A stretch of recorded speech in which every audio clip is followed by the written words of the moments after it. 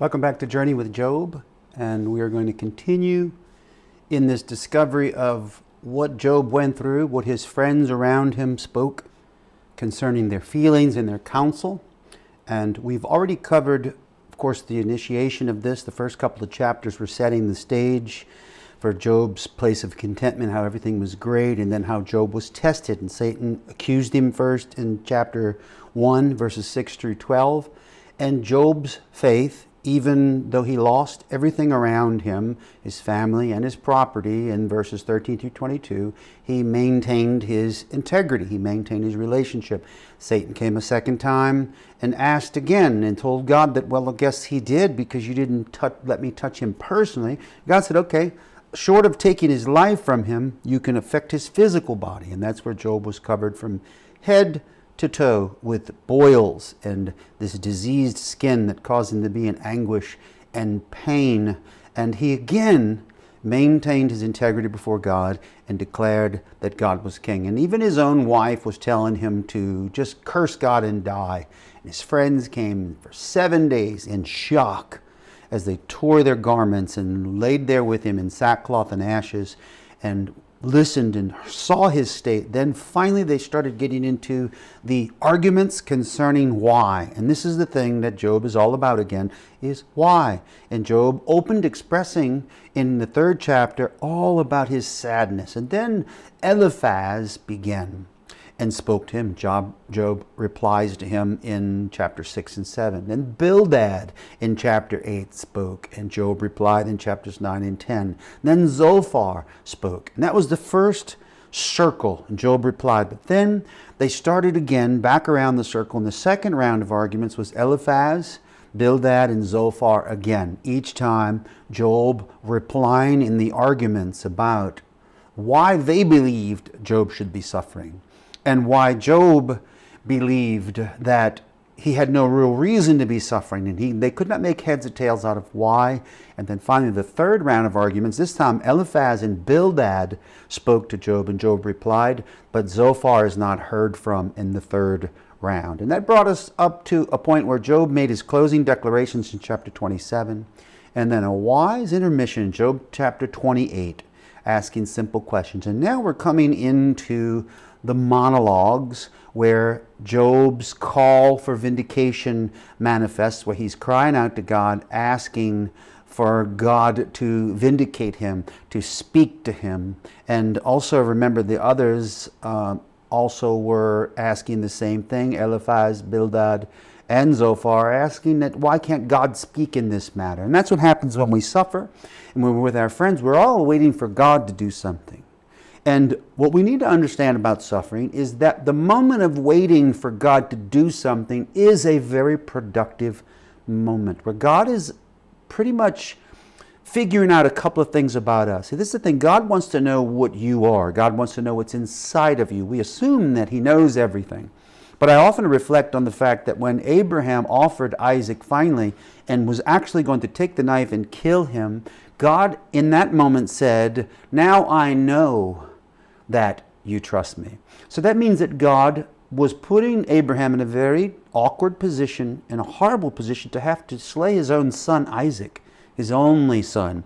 And this was testing testing Abraham. So it is with Job. Job's being tested, but also we see here that God is testing Satan, and also God is testing friendships.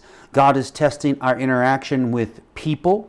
Ultimately, we have one source of real wisdom. We have one that we must totally trust in, and that's God himself. And so throughout Job, we see this evolving, this happening. And so in our last time together, we saw chapter 29, 30, and 31, where Job talked about his past honor and blessings and all that had happened and how great he was. But then he speaks secondly in chapter 30 about his present dishonor and his suffering. And then finally in Job 31, his protestations of innocence and final oath. He's finally speaking. Now, by the time Job gets all this out of his system, we then take up now where we left off, and in steps a new character we've not heard from yet. And in our outlining, we see this is Elihu. So these are Elihu's arguments with Job.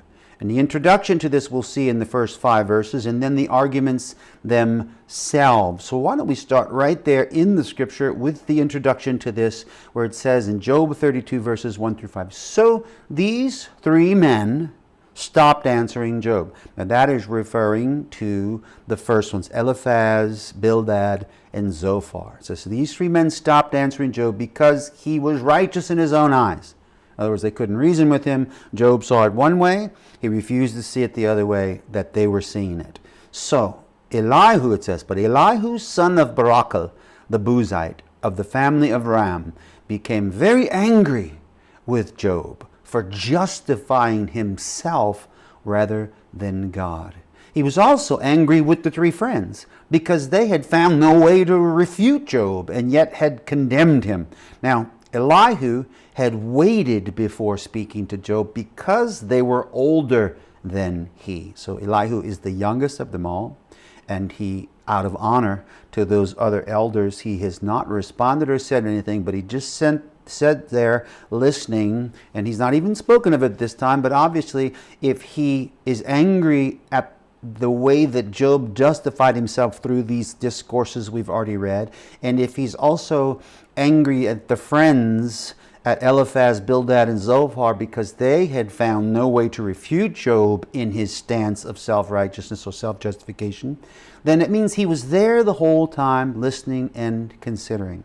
So perhaps not even during the 7 days, he likely during the 7 days he also was there, not mentioned until now. He's the youngest, and he waited before speaking, but now he's ready because it says that his anger was aroused. So now he's had enough and he has to say something. So that's the introduction, and then we start with the arguments of Elihu with Job, and this starts in the 6th verse of this chapter 32 of Job, and Elihu begins to speak, and we go straight into his first speech that he gives. So Elihu, son of Barachel the Buzite, said, I am young in years, and you are old, gentlemen, Job. That is why I was fearful, not daring to tell you what I know. I thought age should speak, advanced years should teach wisdom. But it is the spirit in a person, the breath of the Almighty, that gives them understanding. I like these words already. And it seems like Elihu is immediately going to what matters most, and that is the spiritual understanding. It is not only the old who are wise, not only the aged who understand what is right. Therefore, I say, listen to me. I too will tell you what I know. I waited while you spoke. I listened to your reasoning while you were searching for words, and I gave you my full attention. But not one of you has proved Job wrong. None of you has answered his arguments. Do not say, we have found wisdom. Let God, not a man, refute him.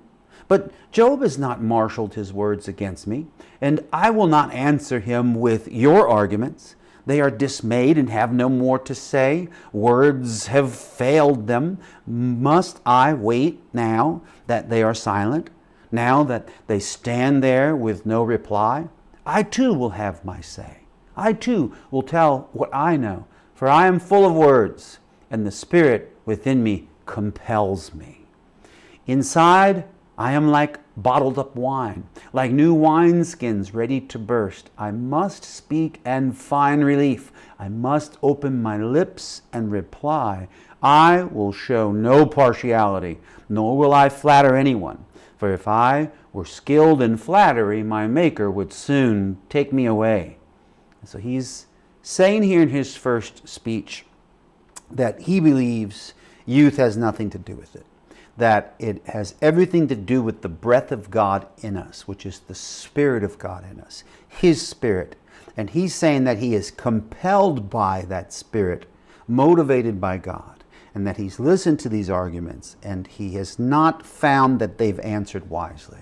So now he's just making an introduction to what he believes he has to say. And that brings us right into the 33rd chapter as we continue now all the way through the rest of that chapter. The scripture says, but now, Job, listen to my words. Pay attention to everything I say. I'm about to open my mouth. My words are on the tip of my tongue. My words come from an upright heart. My lips sincerely speak what I know. The Spirit of God has made me. The breath of the Almighty gives me life. Answer me then if you can. Stand up and argue your case before me. I am the same as you in God's sight. I too am a piece of clay. No fear of me should alarm you, nor should my hand be heavy on you. But you've said in my hearing, I heard the very words, I am pure. I have done no wrong. I am clean, free of sin. Yet God has found fault with me. He considers me his enemy. He fastens my feet in shackles. He keeps close watch on all my paths. But I tell you, in this you are not right. For God is greater than any mortal. Why do you complain to him that he responds to no one's words? For God does not speak now one way, now another, though no one perceives it. In a dream, in a vision of the night, when deep sleep falls on people and they slumber in their beds, he may speak in their ears and terrify them with warnings to turn them from wrongdoing and keep them from pride, to preserve them from the pit, their lives from perishing by the sword. Or someone may be chastened on a bed of pain with constant distress in their bones, so that their body finds food repulsive and their soul loathes the choicest meal. Their flesh wastes away to nothing, and their bones, once hidden, now stick out. They draw near to the pit, and their life to the messengers of death. And if there is an angel at their side, a messenger, one out of 1,000 sent to them to tell them how to be upright, and he is gracious to that person and says to God, spare them from going down to the pit. I have found a ransom for them. Let their flesh be renewed like a child's. Let them be restored as in the days of their youth. Then that person can pray to God and find favor with him. They will see God's face and shout for joy, and he will restore them to full well-being. And they will go to others and say, I have sinned. I have perverted what is right, but I did not get what I deserved. God has delivered me from going down to the pit, and I shall live to enjoy the light of life. God does all these things to a person twice, even 3 times, to turn them back from the pit, that the light of life may shine on them. Pay attention, Job, and listen to me. Be silent, and I will speak. If you have anything to say, answer me. Speak up, for I want to vindicate you. But if not, then listen to me. Be silent, and I will teach you wisdom. He's telling Job here that he is on Job's side. He's saying, I'm going to vindicate you. I want to. And if you have anything to say, answer me, and I'm going to help you out here. But if you don't have anything to say, then just sit there and listen, because I'm going to teach you wisdom from my perspective. And he continues on here in chapter 34 with his second speech. It says, Then Elihu said, Hear my words, you wise men. Now he's turning from just Job, and he's speaking to all of them. Listen to me, you men of learning. For the ears test words as the tongue tastes food. Let us discern for ourselves what is right. Let us learn together what is good. Job says, I'm innocent, but God denies me justice. Although I am right, I am considered a liar. Although I am guiltless, his arrow inflicts an incurable wound. Is there anyone like Job who drinks scorn like water? He keeps company with evildoers. He associates with the wicked.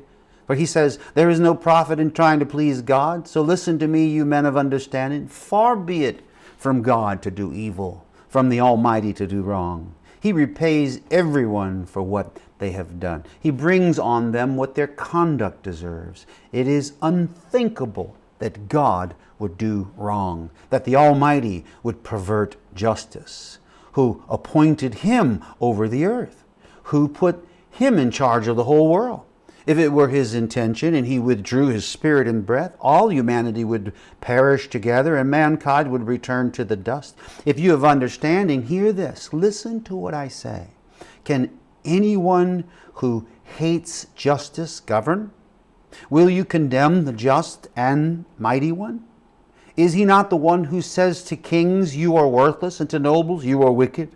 Who shows no partiality to princes and does not favor the rich over the poor, for they all are the work of his hands. They die in an instant in the middle of the night. The people are shaken and they pass away. The mighty are removed without human hand. His eyes are on the ways of mortals. He sees their every step. There is no deep shadow, no utter darkness where evildoers can hide. God has no need to examine people further, that they should come before him for judgment. Without inquiry, he shatters the mighty and sets up others in their place, because he takes note of their deeds. He overthrows them in the night, and they are crushed. He punishes them for their wickedness where everyone can see them, because they turned from following him and had no regard for any of his ways. They caused the cry of the poor to come before him, so that he heard the cry of the needy. But if he remains silent, who can condemn him? If he hides his face, who can see him? Yet he is over individual and nation alike, to keep the godless from ruling, from laying snares for the people. Suppose someone says to God, I am guilty but will offend no more. Teach me what I cannot see. If I have done wrong, I will not do so again. Should God then reward you on your terms when you refuse to repent? You must decide, not I. So tell me what you know. Men of understanding declare, wise men who hear me say to me. Job speaks without knowledge. His words lack insight. Oh, that Job might be tested to the utmost for answering like a wicked man. To his sin he adds rebellion. Scornfully he claps his hands among us and multiplies his words against God. And he goes on now to another speech, the third speech. Then Elihu said, do you think this is just? You say, I am in the right, not God. Yet you ask him, what profit it is to me, and what do I gain by not sinning? I would like to reply to you and to your friends with you. Look up at the heavens and see. Gaze at the clouds so high above you. If you sin, how does that affect you? If your sins are many, what does that do to him? If you are righteous, what do you give to him? Or what does he receive from your hand? Your wickedness only affects humans like yourself, and your righteousness only other people. People cry out under a load of oppression. They plead for relief from the arm of the powerful. But no one says, where is God my Maker, who gives songs in the night, who teaches us more than he teaches the beasts of the earth, and makes us wiser than the birds in the sky? He does not answer when people cry out because of the arrogance of the wicked. Indeed, God does not listen to their empty plea. The Almighty pays no attention to it. How much less then will he listen when you say that you do not see him, that your case is before him, and you must wait for him? And further, that his anger never punishes, and he does not take the least notice of wickedness. So Job opens his mouth with empty talk, without knowledge. He multiplies words. He goes on now to his fourth speech. Elihu has a lot to say. He continues, bear with me a little longer, and I will show you that there is more to be said in God's behalf. I get my knowledge from afar. I will ascribe justice to my Maker. Be assured that my words are not false. One who has perfect knowledge is with you. God is mighty, but despises no one. He is mighty and firm in his purpose. He does not keep the wicked alive, but gives the afflicted their rights. He does not take his eyes off the righteous. He enthrones them with kings and exalts them forever. But if people are bound in chains, held fast by cords of affliction, he tells them what they have done, that they have sinned arrogantly. He makes them listen to correction and commands them to repent of their evil. If they obey and serve him, they will spend the rest of their days in prosperity and their years in contentment. But if they do not listen, they will perish by the sword and die without knowledge. The godless in heart harbor resentment even when he fetters them. They do not cry for help, they die in their youth, among male prostitutes of the shrines. But those who suffer he delivers in their suffering. He speaks to them in their affliction. He is wooing you from the jaws of distress to a spacious place free from restriction, to the comfort of your table laden with choice food. But now you are laden with the judgment due the wicked. Judgment and justice have taken hold of you. Be careful that no one entices you by riches. Do not let a large bribe turn you aside.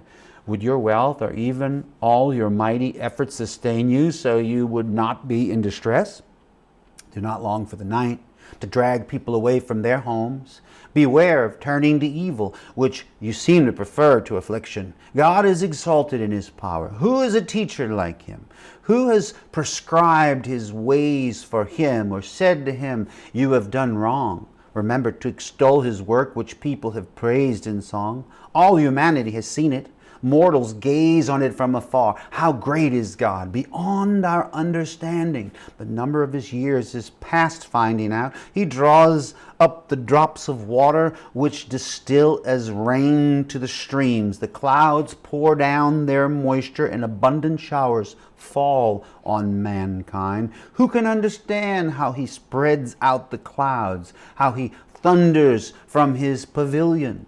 See how he scatters his lightning about him, bathing the depths of the sea. This is the way he governs the nations and provides food in abundance. He fills his hands with lightning and commands it to strike its mark. His thunder announces the coming storm. Even the cattle make known its approach. Here he says these 4 speeches. Now, Job is sitting and listening to this the whole time. So you have here all of them, Eliphaz, Bildad, and Zophar. And Elihu now has made these 4 speeches out before Job and God. And now, finally, it's time for God to speak up. From this point on, we look back at our outlining here, that we go into God speaking. And this is Job chapter 38, verse 1, all the way to chapter 42, verse 6. And we're going to see God's first speech and Job's response to it. And then we're going to see God's second speech and Job's apology to God. And this is the thing, the structure that we see here is a very simple structure of the overall composition of this book. It's life is lived, things go wrong. We blame everything. We assume things, we feel things, and we believe certain things that are not necessarily founded in truth. And everybody's counsel around us is one way.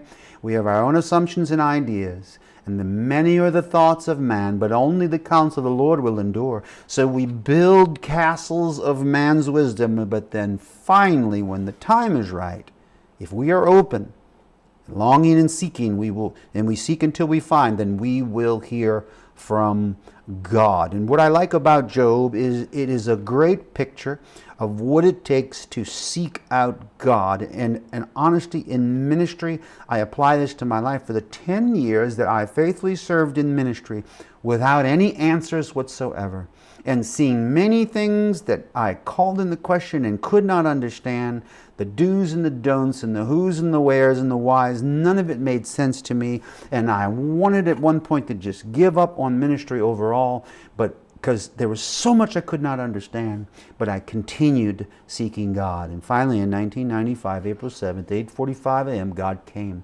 And for a year of my life, He carefully explained everything that I was looking for. And during that same year, God came to me.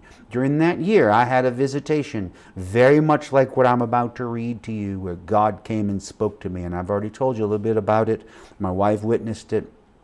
Caused my life, in fact, since that time in the middle part of 1995, as we were moving into 1996. I don't know exactly the month when He did come to me and speak to me in these same words that He spoke to Job. Everything that questions in me died. Everything that asks, why, it disappeared. And I believe that any of us who are open enough to this book and to what Job is describing and the wisdom of it can get into that position. Wouldn't you like to be free from that? Wouldn't you like to be free from the questioning? Wouldn't you like to be able to stand before God and say, I just accept everything. Whatever, God, whatever. See, submission to God's purposes means submission to God's principles. But his ways are above our ways. His thoughts are beyond our thoughts. We cannot possibly wrap our minds around him. Can you accept everything about God and his reasons for your life without ever comprehending them? And this is where most people miss the mark. This is where the majority of people cannot really fulfill the plans of God for their life because they cannot do that. But Job is an invitation to see a life lived where conclusions are not made from a human perspective, but are dictated from God, and even then not clear to us because our mind cannot comprehend it, but we accept it. And that's exactly what Job has been doing all along here, but the arguments continue, man's opinions, and now I'm very excited to read to you what God says about this. As we see in the outline, God speaks, Job 38 through 42, verse 6. And we begin with God's first speech in Job 38 and verse 1, where it says, 37. Did I read 37 yet? Oh, we're going to finish with the fourth speech. This is the end of Job's words, and then we're going to hear God respond right after that. It says, "At this my heart pounds and leaps from its place. Listen." This is the fourth speech, of Elihu. Listen to the roar of his voice, to the rumbling that comes from his mouth. He unleashes his lightning beneath the whole heaven and sends it to the ends of the earth. After that comes the sound of his roar. He thunders with his majestic voice. When his voice resounds, he holds nothing back. God's voice thunders in marvelous ways. He does great things beyond our understanding. He says to the snow, "Fall on the earth," and to the rain shower, "Be a mighty downpour," so that everyone who has made may know his work. He stops all people from their labor. I want to say this about what Elihu is saying. Elihu, in all of this, noted that he's praising God. He's exalting God. One thing I found out about God is if you talk about him, he will come. If you exalt him to the highest position, without a doubt, he will respond. So what you're seeing is Elihu's speech is really what sparks the response of God. And that's why we're reading it as the preamble to the coming of God's power. The animals take cover. They remain in their dens. The tempest comes out from its chamber, the cold from the driving winds. The breath of God produces ice, and the broad waters become frozen. He loads the clouds with moisture. He scatters his lightning through them. At this direction, they swirl around over the face of the whole earth and do whatever he commands them. He brings the clouds to punish people or to water his earth and show his love. Listen to this, Job. Stop and consider God's wonders. Do you know how God controls the clouds and makes his lightning flash? Do you know how the clouds hang poised, those wonders of him who has perfect knowledge? You who swelter in your clothes when the land lies hushed under the south wind? Can you join him in spreading out the skies, hard as a mirror of cast bronze? Tell us what we should say to him. We cannot draw up our case before or because of our darkness. Or should he be told what I want to speak? Would anyone ask to be swallowed up? Now, no one can look at the sun, bright as it is in the skies after the wind has swept them clean. Out of the north he comes in golden splendor. God comes in awesome majesty. The Almighty is beyond our reach and exalted in power. In his justice and great righteousness, he does not oppress. Therefore, people revere him. For does he not have regard for all the wise in heart? And as he says this, now we see the response. Then the Lord spoke to Job out of the storm. One translation says the whirlwind. In other words, a spinning, almost like you envision a hurricane or a tornado. And I have felt a whirlwind around God before, and it is amazing. But he speaks out of it, and he says to Job, "Who is this that obscures my plans with words without knowledge? Brace yourself like a man. I will question you, and you shall answer me. Where were you when I laid the earth's foundation?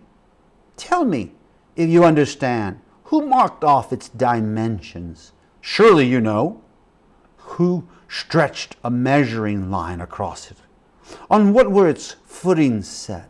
Or who laid its cornerstone while the morning stars sang together and all the angels shouted for joy? Who shut up the sea behind doors when it burst forth from the womb, when I made the clouds its garment and wrapped it in thick darkness, when I fixed limits for it and set its doors and bars in place, when I said, this far you may come and no farther. Here is where your proud waves halt. Have you ever given orders to the morning, or shown the dawn its place, that it might take the earth by the edges and shake the wicked out of it? The earth takes shape like clay under a seal. Its features stand out like those of a garment. The wicked are denied their light, and their upraised arm is broken. Have you journeyed to the springs of the sea, or walked in the recesses of the deep? Have the gates of death been shown to you? Have you seen the gates of the deepest darkness?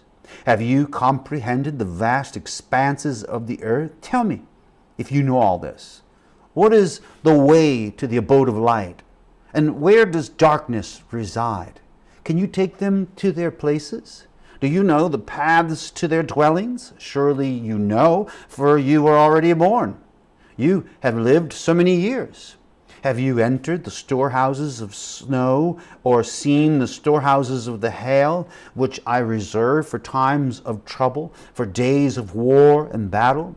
What is the way to the place where the lightning is dispersed, or the place where the east winds are scattered over the earth? Who cuts a channel for the torrents of rain, and a path for the thunderstorm, to water a land where no one lives, an uninhabited desert, to satisfy a desolate wasteland and make it sprout with grass? Does the rain have a father? Who fathers the drops of dew? From whose womb comes the ice? Who gives birth to the frost from the heavens, when the waters become hard as stone, when the surface of the deep is frozen? Can you bind the chains of the Pleiades? Can you loosen Orion's belt? Can you bring forth the constellations in their seasons, or lead out the bear with its cubs? Do you know the laws of the heavens? Can you set up God's dominion over the earth? Can you raise your voice to the clouds and cover yourself with a flood of water? Do you send the lightning bolts on their way? Do they report to you, here we are? Who gives the ibis wisdom, or gives the rooster understanding? Who has the wisdom to count the clouds? Who can tip over the water jars of the heavens when the dust becomes hard and the clods of earth stick together? Do you hunt the prey for the lioness and satisfy the hunger of the lions when they crouch in their dens or lie in wait in a thicket? Who provides food for the raven when its young cry out to God and wander about for lack of food? Here he is declaring these things to Job, and Job continues listening as God goes on. Do you know when the mountain goats give birth? Do you watch when the doe bears her fawn? Do you count the months till they bear? Do you know the time they give birth? They crouch down and bring forth their young. Their labor pains are ended. Their young thrive and grow strong in the wilds. They leave and do not return. Who let the wild donkey go free? Who untied its ropes? I gave it the wasteland as its home, the salt flats as its habitat. It laughs at the commotion in the town. It does not hear a driver's shout. It ranges the hills for its pasture and searches for any green thing. Will the wild ox consent to serve you? Will it stay by your manager at night? Can you hold it to the furrow with a harness? Will it till the valley behind you? Will you rely on it for its great strength? Will you leave your heavy work to it? Can you trust it to haul in your grain and bring it to your threshing floor? The wings of the ostrich flap joyfully. though they cannot compare with the wings of feathers and feathers of the stork. She lays her eggs on the ground and lets them warm in the sand, unmindful that a fool may crush them, that some wild animal may trample them. She treats her young harshly, as if they were not hers. She cares not that her labor was in vain, for God did not endow her with wisdom or give her a share of good sense. Yet when she spreads her feathers to run, she laughs at horse and rider. Do you give the horse its strength, or clothe its neck with a flowing mane? Do you make it leap like a locust, striking terror with its proud snorting? It paws fiercely, rejoicing in its strength, and charges into the fray. It laughs at fear, afraid of nothing. It does not shy away from the sword. The quiver rattles against its side along with the flashing spear and lance. In frenzied excitement, it eats up the ground. It cannot stand still when the trumpet sounds. At the blast of the trumpet, it snorts. Aha! It catches the scent of battle from afar, the shout of commanders and the battle cry. Does the hawk take flight by your wisdom and spread its wings toward the south? Does the eagle soar at your command and build its nest on high? It dwells on a cliff and stays there at night. A rocky crag is its stronghold. From there it looks for food. Its eyes detect it from afar. Its young ones feast on blood, and where the slain are, there it is.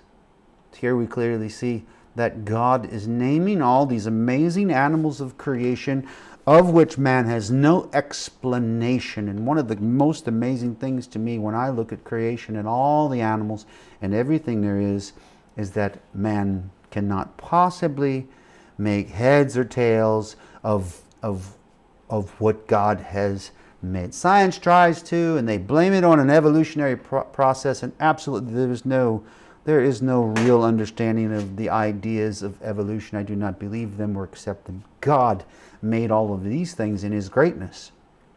So then, this is what God is speaking. And we see here the ending of his words. The Lord said to Job, "Will the one who contends with the Almighty correct him? Let him who accuses God answer him." So now he's demanding from Job an answer. And Job's response to God is simple in chapter 40, verses 3 through 5. Then Job answered the Lord. And I want you to try to get a picture of this. Imagine that you're there and you have made all of these claims and all these speeches, and all your friends have given their wisdom. And just as Elihu is praising the wonders of God, suddenly the whirlwind begins to whip around them. You can hear it, and a voice came out of that whirlwind and spoke. And I'm sure that Job and all the others cowered down on the ground, afraid. And as they did, an answer is demanded from God, where he says there very clearly, "Let him who accuses God answer him." And Job answered the Lord, "I am unworthy. How can I reply to you? I put my hand over my mouth. I spoke once, but I have no answer twice.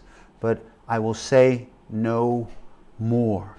And as he does that, God begins to speak further. Then the Lord spoke to Job out of the storm. "Brace yourself like a man. I will question you, and you shall answer me. Would you discredit my justice? Would you condemn me to justify yourself? Do you have an arm like God's? And can your voice thunder like his? Then adorn yourself with glory and splendor, and clothe yourself in honor and majesty. Unleash the fury of your wrath.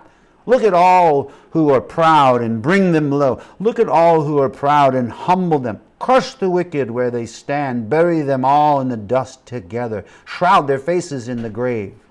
Then I myself will admit to you that your own right hand can save you.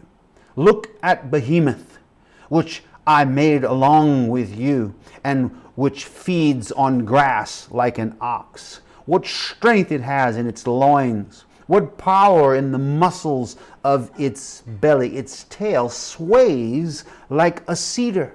The sinews of its thighs are close knit. Its bones are tubes of bronze, its limbs like rods of iron. It ranks first among the works of God, yet its maker can approach it with his sword. The hills bring it their produce, and all the wild animals play nearby. Under the lotus plants it lies, hidden among the reeds in the marsh. The lotuses conceal it in their shadow. The poplars by the stream surround it. A raging river does not harm it. It is secure. Though the Jordan should surge against its mouth, can anyone capture it by the eyes or trap it and pierce its nose? And can you pull in Leviathan? Now, first he's talked about the behemoth here. The behemoth, in its description, as we've just read, without going into a lot of detail, I have some other presentations I can give you concerning the description of the behemoth, but it is very clearly describing, some people have referred to it as possibly hippopotamus, but it is not a hippopotamus, because hippopotamus doesn't have a tail like a cedar tree. Cedars are some of the largest trees in the world, and the tree it's talking about, this tree-sized tail, is swaying. When they study the bones, the fossilized remains in the bones of the largest dinosaurs that have ever lived on Earth, Diplodocus and Brachiosaurus and Brontosaurus and all these, they have similar sizes. One of them is definitely the behemoth, which was a massive dinosaur, and everything it speaks about it is true. The bones are tubes of bronze. It's like solid bones it would take to carry such a massive beast. It's first among the works of God, meaning it is the greatest animal that God ever made. And just by sheer size, we know even from the remains found, no animal has ever been as large as these. The blue whale is the largest thing we have on Earth today, but the blue whale did not walk upon the land. And it's interesting that it states clearly that it ate grass like an ox. So it talks about the fact that it would hide in the water, that it could walk in a raging river and work its way through the water. If you were the mass and the size of what the bones have shown us, even just a femur bone on the animal is 2 feet taller than me. That's just one segment of its leg. Massive, giant animal. And apparently, if it's being described like this, then it was alive during a time that man may have walked the earth, and they have seen it. In fact, we do know there's a lot of archaeological finds in caves and carvings where people from many, many, many years ago have carved and have written in caves figures of these animals that it's describing. Also, we see this adorned on certain pots or vases in history. So I, for one, truly believe that the dinosaur is alive and well when people were on the earth. It even says, can anyone capture it by the eyes or trap it? So now he goes on to this next creature, which is called the Leviathan. Now this is my favorite because of the reason that you're going to hear here in his description. Can you pull in Leviathan with a fish hook, or tie down its tongue with a rope, it says? Can you put a cord through its nose or pierce its jaw with a hook? Will it keep begging you for mercy? Will it speak to you with gentle words? Will it make an agreement with you for you to take it as your slave for life? Can you make a pet out of it like a bird, or put it on a leash for the young women in your house? Will traders barter for it? Will they divide it up among the merchants? Can you fill its hide with harpoons, or its head with fishing spears? If you lay a hand on it, you will remember the struggle and never do it again. Any hope of subduing it is false. The mere sight of it is overpowering. No one is fierce enough to rouse it. Who then is able to stand against me? Who has a claim against me that I must pay? Everything under heaven belongs to me. I will not fail to speak of Leviathan's limbs, its strength and its graceful form. Who can strip off its outer coat? Who can penetrate its double coat of armor? Who dares open the doors of its mouth, ringed about with fearsome teeth? Its back has rows of shields tightly sealed together. Each is so close to the next that no air can pass between. They are joined fast to one another. They cling together and cannot be parted. Its snorting throws out flashes of light. Its eyes are like the rays of dawn. Flames stream from its mouth. Sparks of fire shoot out. Smoke pours from its nostrils as from a boiling pot over burning reeds. Its breath sets coals ablaze, and flames dart from its mouth. Strength resides in its neck. Dismay goes before it. The folds of its flesh are tightly joined. They are firm and immovable. Its chest is hard as rock, hard as a lower millstone. When it rises up, the mighty are terrified. They retreat before its thrashing. The sword that reaches it has no effect, nor does the spear or the dart or the javelin. Iron it treats like straw, and bronze like rotten wood. Arrows do not make it flee. Sling stones are like chaff to it. A club seems to it but a piece of straw. It laughs at the rattling of the lance. Its undersides are jagged potsherds, leaving a trail in the mud like a threshing sledge. It makes the depths churn like a boiling cauldron and stirs up the sea like a pot of ointment. It leaves a glistening wake behind it. One would think the deep had white hair. Nothing on earth is its equal, a creature without fear. It looks down on all that are haughty, and it is king over all that are proud. Then Job replied to the Lord, I know that you can do all things. No purpose of yours can be thwarted. You asked, who is this that obscures my plans without knowledge? Surely I spoke of things I did not understand, things too wonderful for me to know. You said, listen now, and I will speak. I will question you, and you shall answer me. My ears had heard of you, but now my eyes have seen you. Therefore I despise myself and repent in dust and ashes. Here he speaks to God. God has spoken to him, and he is apologizing, which brings us now into the very conclusion of Job, where it says, after the Lord had said these things to Job, he said to Eliphaz the Temanite, I am angry with you. Now he spoke to Job. Job's repented, but now he's turning to the other men. I am angry with you and your two friends, because you have not spoken the truth about me, as my servant Job has. So now take 7 bulls and 7 rams and go to my servant Job and sacrifice a burnt offering for yourselves. My servant Job will pray for you, and I will accept his prayer and not deal with you according to your folly. You have not spoken the truth about me, as my servant Job has. So Eliphaz the Temanite, Bildad the Shuhite, and Zophar the Naamathite did what the Lord told them, and the Lord accepted Job's prayer. Then, after Job had prayed for his friends, the Lord restored his fortunes and gave him twice as much as he had before. All his brothers and sisters and everyone who had known him before came and ate with him in his house. They comforted and consoled him over all the trouble the Lord had brought on him, and each one gave him a piece of silver and a gold ring. The Lord blessed the latter part of Job's life more than the former part. He had 14,000 sheep, 6,000 camels, 1,000 yoke of oxen, and 1,000 donkeys. And he also had 7 sons and 3 daughters. The first daughter he named Jemimah, the second Keziah, and the third Keren-Happuch. Nowhere in all the land were there found women as beautiful as Job's daughters, and their father granted them an inheritance along with their brothers. After this, Job lived 140 years. 140 years.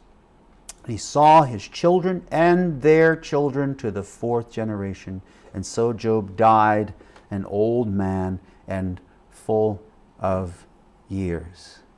That is the story of Job. A man who did not understand, but he put his life in the hands of God. His friends gave him poor wisdom, and God brought correction, And throughout all this book, even in conclusion, we see that God has not answered us. God did not say why what happened, but simply that God is God and we are not. The conclusion of this in our journey is very simply this. Job is an invitation for us to accept God as He is and not contend with our weakness. It proves, like everything else in the Scriptures say very clearly in the New Testament, I read that we humble ourselves into the mighty hand of God, and in due time, when He decides, we will be exalted. And when we've done everything we know to do, we must call ourselves unprofitable servants. Everything in the New Testament that points to the necessary humility when we walk by God's mercy and grace is what we see pictured. Even when the worst happens, though He slays us, yet will we honor Him, we will serve Him, and we will give Him everything. We let God be God. And that's my conclusion, is what I said to Him when I lay on the floor and He came to me in 1995 and He told me all these things I just read. And I shook and wept in His presence and repented. And He said simply this to me, you do what you do, and I will do what I do. And I said, yes, sir.